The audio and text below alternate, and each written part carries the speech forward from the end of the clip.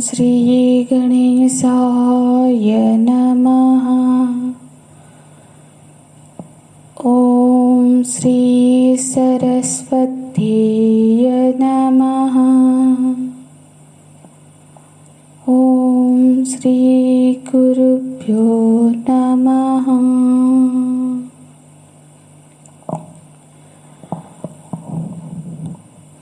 ॐ श्री परमात्मने नमः। तेषां ज्ञानि नित्ययुक्तः एकभक्तिर्विशिष्यते। प्रियो हि ज्ञानिनोत्यर्थम् अहं स च मम प्रियः। उदारः सर्व एवैते ज्ञानी त्वात्मैव मे मतम्। आस्थितः स हि युक्तात्मा मामेवानुत्तमां गतिम्। बहूनां जन्मनामन्ते ज्ञानवान् मां प्रपद्यते। वासुदेवः सर्वमिति स महात्मा सुदुर्लभः। स महात्मा सुदुर्लभः।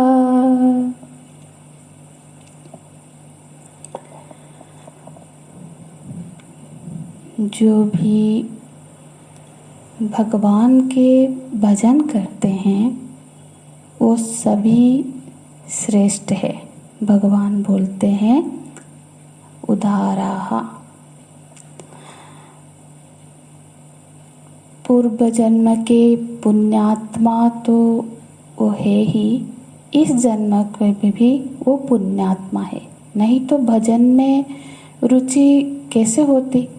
परंतु उनमें भी जो ज्ञानी पुरुष है वो पूर्व जन्म का पुण्यात्मा तो है और इस जन्म का पुण्यात्मा भी है, पर उसमें क्या है, उसमें निष्काम भाव है। क्योंकि सकाम पुण्यात्मा तो ज्ञानी हो ही नहीं सकता ना, क्योंकि कामना के से युक्त होगा तो ज्ञान नहीं हो सकता। पुण्यात्मा भी है और निष्काम है, तब अंतःकरण शुद्ध होने पर उसे ज्ञान होता है। तो इसलिए अर्थार्थी भी पुण्यात्मा है, परंतु उसमें निष्काम वो नहीं है, उसमें कामना है।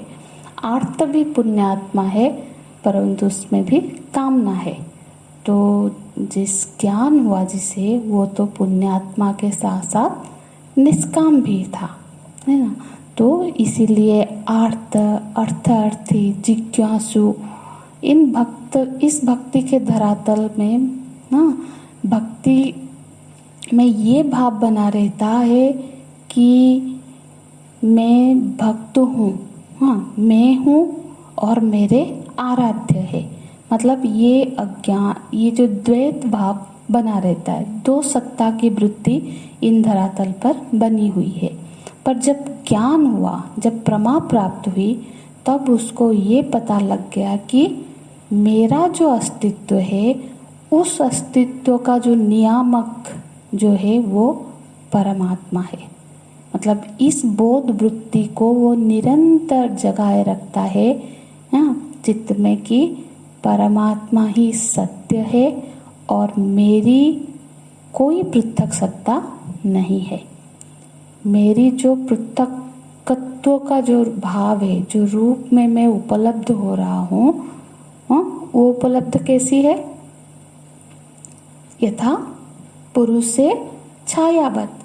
जिस तरह छाया की उपलब्धि होती है, तो जीव कैसा है, कहाँ पे उसकी अभी बता रहे, छाया के स्थान पर है।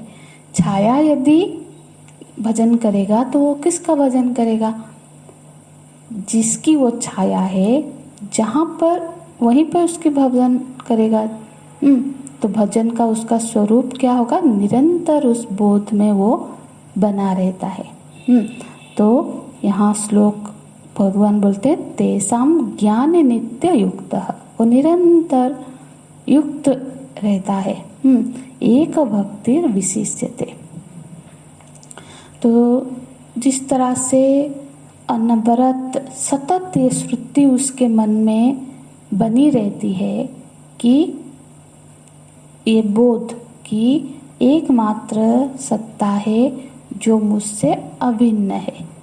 जैसे जिस तरह से हम हमारे अंदर ये श्रुति हमेशा बनी रहती है कि मैं स्त्री हूँ, पुरुष हूँ, हाँ, मनुष्य हूँ, तो अपनी जो भी पहचान है वो निरंतर जागृत रहती है। इसी तरह से उस वक्त में ये श्रुति बनी रहती है कि मैं उसकी छाया हूँ, प्रतिबिंब हूँ, और वो मेरे आत्मा है।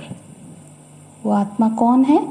जिसको आज तक मैं अपने से पृथक मान के श्री कृष्ण के रूप में, श्री राम के रूप में, शिव जी के रूप में भज रहा था, हाँ, अपने से पृथक रूप से भज रहा था।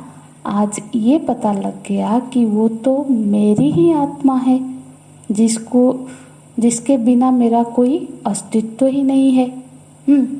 इसको बोलेंगे एक भक्तिर। तो बोलते हैं एक भक्तिर विशिष्यते।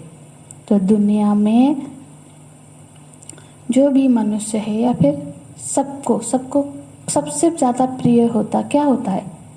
वो अपनी आत्मा ही सबसे ज़्यादा प्रिय होती है। और आत्मा भाव में अब कौन बन गया है? परमात्मा बन गए हैं।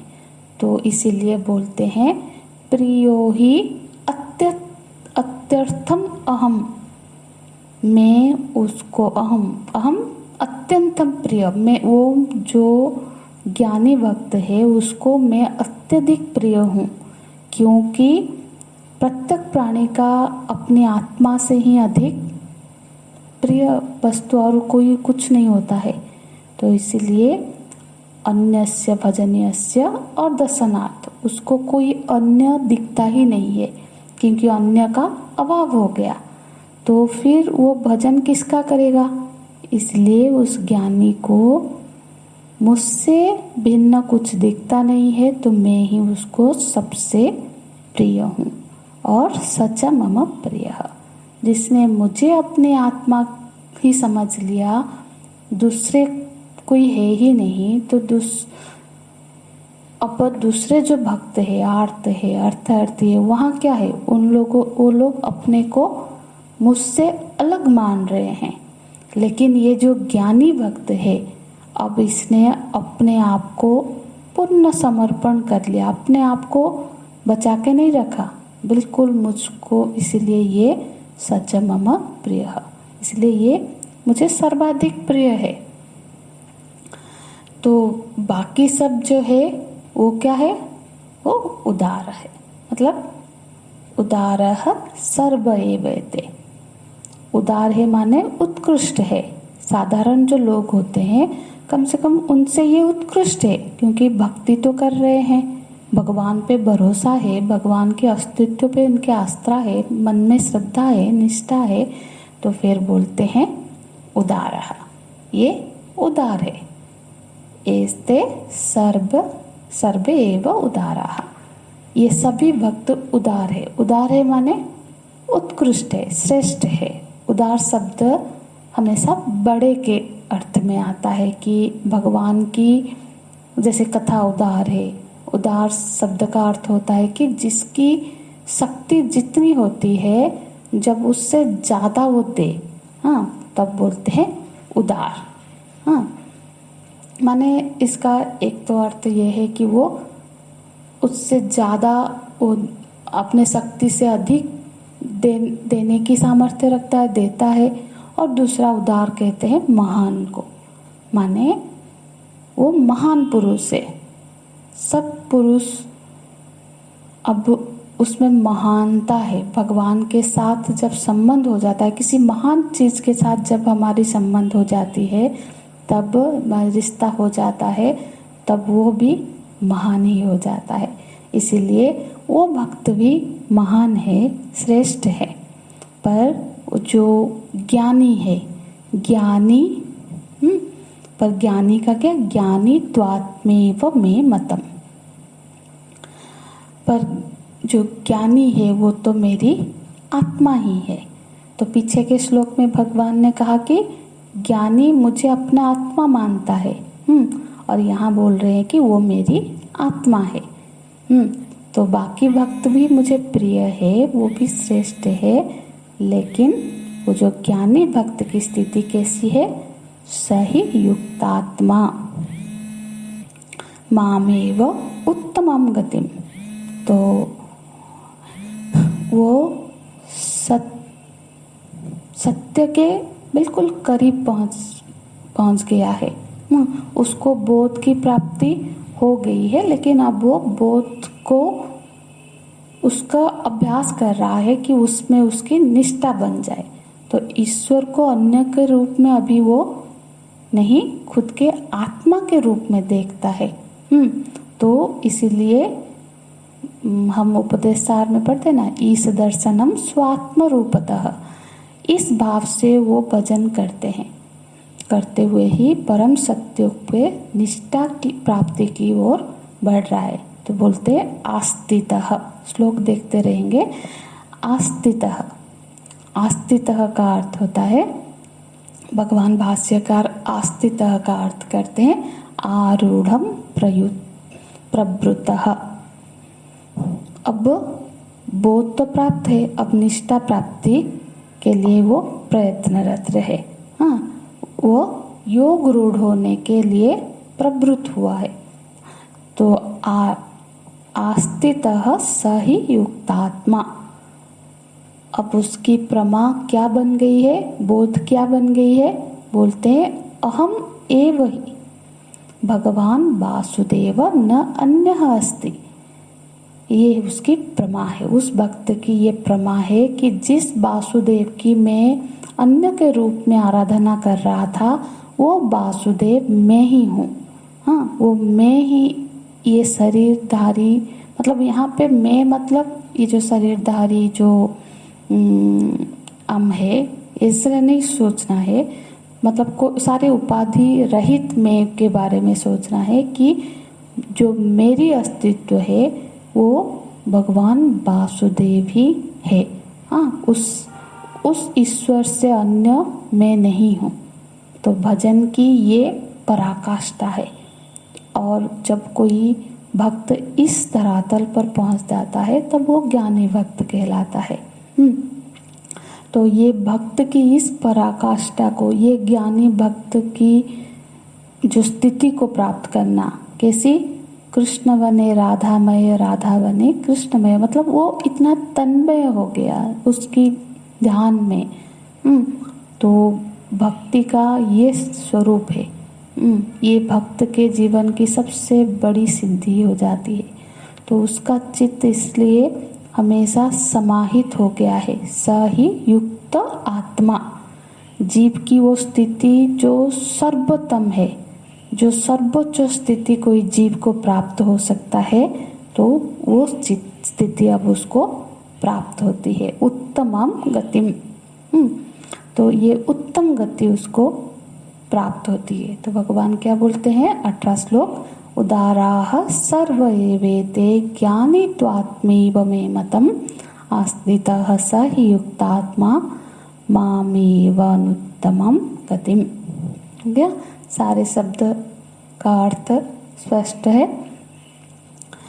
तो अब आगे बोलते हैं कि अर्जुन, ऐसे जो भक्ति है, ऐसी जो भक्ति की पराकाष्ठा है, ये जो भक्त है, ये एक ही जन्म में नहीं हो जाता है। ये ज्ञानी की जो धरातल की भक्ति है, ये अनेक जन्मों में प्राप्त होती है।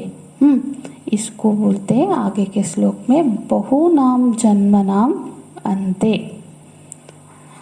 तो बहुत जन्म लग जाता है, पर जिस जन्म में ऐसी भक्ति आ जाती है तो उसकी दृष्टि क्या हो जाती है? उसको बोध क्या हो गया कि ये कि ज्ञान वासुदेवः सर्वम इति, ये बोध हो गया कि वासुदेव सर्वम इति, ये जो सर्व प्रपंच के रूप में वासुदेव ही है।